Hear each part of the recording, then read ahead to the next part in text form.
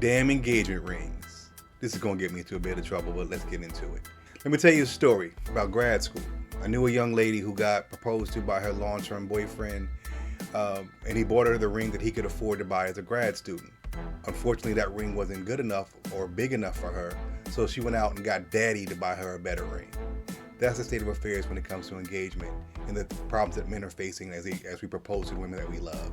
I'm Dr. A. David Smith, and welcome to the Words of A. David Smith as we explore the topic of engagement rings. Please be sure to like, subscribe, and follow me on YouTube, Instagram, TikTok, and Facebook at Words of A. David Smith. Thanks.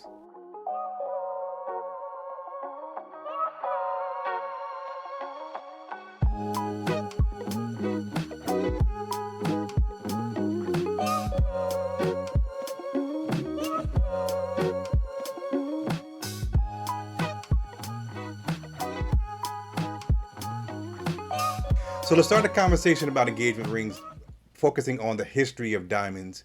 And we've got to talk about the De Beers Company. The De Beers Company was the group that put together this whole marketing plan about how we're going to sell more rings. So how do they do it?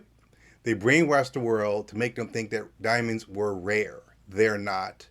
They control the supply and demand, and so they make the prices go up by their ability to release diamonds at their whim.